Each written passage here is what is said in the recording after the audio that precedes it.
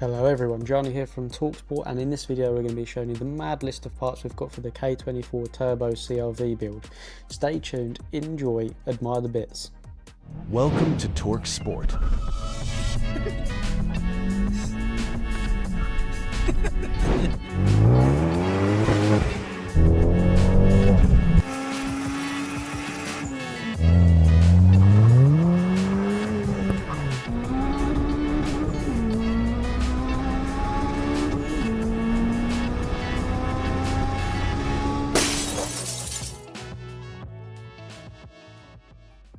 So first of all, we're going to start with the turbo, and the turbo is a GT45 bought from eBay for a mind-boggling £152.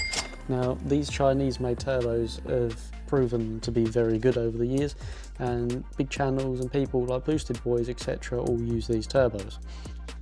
Or at least they used to before they went precision and a bit more high-end stuff, but this will work perfectly fine, and for the money you could buy like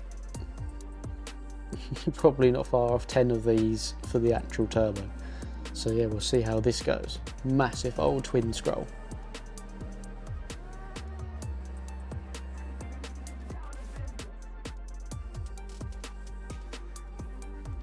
So next up we have the Sidewinder K24 manifold.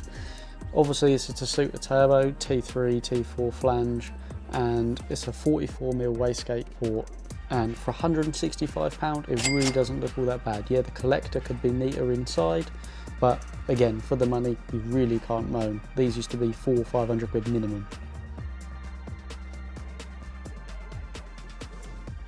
Next up is the teal 44mm eBay wastegate replica. And this brand new would set you back £120. However, this one was free from me because I thought it was leaking on my car. Turns out it wasn't, and it only had a 5 psi small spring in as well. And here we have a very simple design in cat can, just a single filter and twin AN10 fittings. And right on the bottom, you'll see here in a second, it has a very simple drain plug right at the bottom, nice and easy to get to, and it's exactly what you want.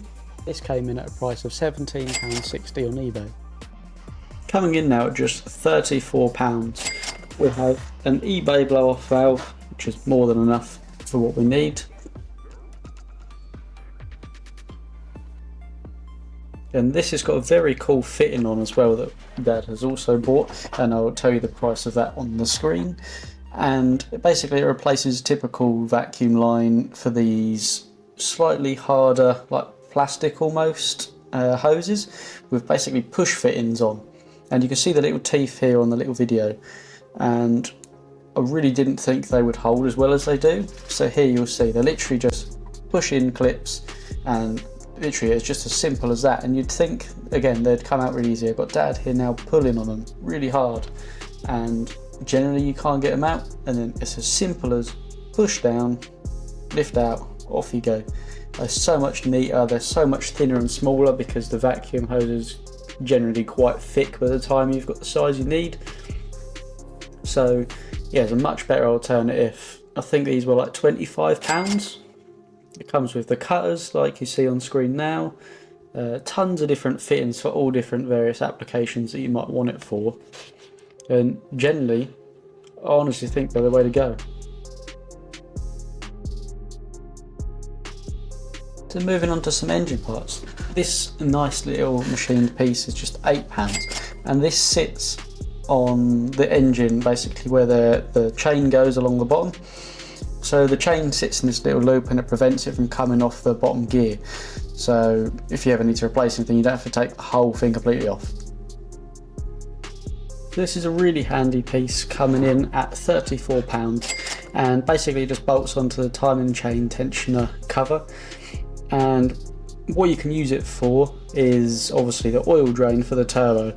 So rather than messing around trying to weld on fittings to the sump, potentially distorting it, etc., you literally just bolt this on and off you go. So we actually got this freshly painted engine mount for £30 on eBay, and what this is for is the only mount required to fit the K24 to the already existing K20 CRV, and off the top of my head I believe it raises the engine because the engine sits down quite a lot lower in the The K24 sits quite a lot lower, sorry, so this is just to raise it up, obviously stop the sump from dragging on the ground. Next up we have this 100 micron inline fuel filter, and this was £11.50 on the eBay store. Perfect for what we need. Nice inline filter, so just AN fittings all round.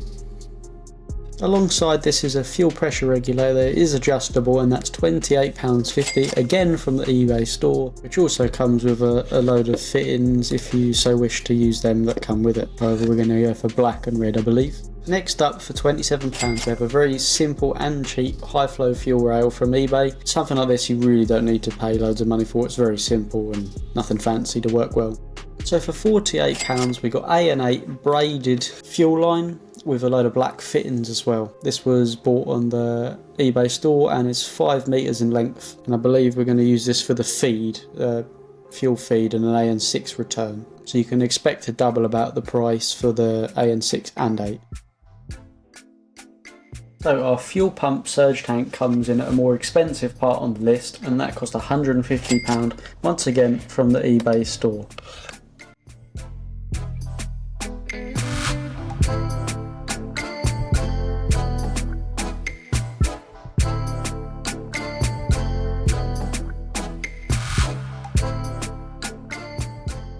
And you have 3 fittings here, one for the feed, one for the return, and then one's like a breather. Then you have the positive and negative terminals shown on pumps. Nice and easy to connect up there with the colours, so you can't really get it wrong. You unscrew these and you can run obviously your gauges directly on top, which is handy if you want to have a look at see how the pumps are individually running. Then obviously you've just got the feed out from the tank. This is just something to really tidy up the engine bay. It's a flush spark plug cover from Exo Racing, and I have a discount for them actually, and the link is at the end of the video. Cheeky plug, no pun intended. And yeah, this was 30 quid, and all you have to do is chop the cable ties to the top of the coil packs so that you can really tuck the coil packs in at the back. If not, it will stay raised. So yeah, that's all you have to do to fit that nicely. And lastly, believe it or not, this wire tuck harness actually only cost £64, again from the eBay shop, for a K-series engine. Now all the plugs come labelled exactly what they're for, and generally, like visually, these look really good quality, and you can see there's an extra wire there.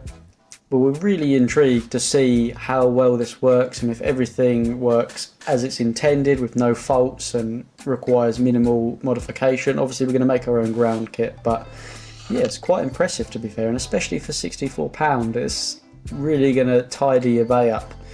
I can't imagine they'll stay this cheap for long if they work as well as intended. Obviously if there's no issues, then yeah, I'd probably get one for my MB2 when it comes to K-swapping that, because for the money and the neatness of it all, you really can't beat that, especially when you're looking at a wire loom. Obviously the quality to that is next level, but you're talking like 600, 700, 800 quid once it's shipped over.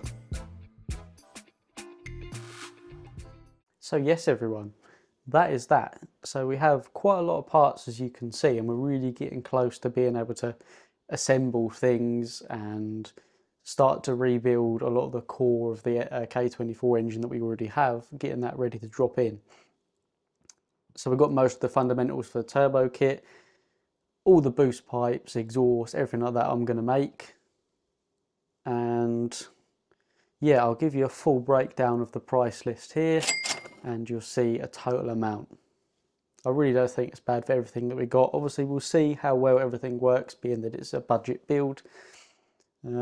Within reason, some bits obviously will probably go a bit more expensive, like pistons and rods. You can't really cheap out, and you can't exactly buy like a 60 quid set of wish.com rods or pistons and expect them to last. So things like that gonna have to go a bit better for the power that we're gonna go for. But yeah, I hope you enjoyed the video. Leave a like, comment anything you'd like to see down below. Don't forget to subscribe for more updates on this build and all the other builds we've got going on. Bye for now.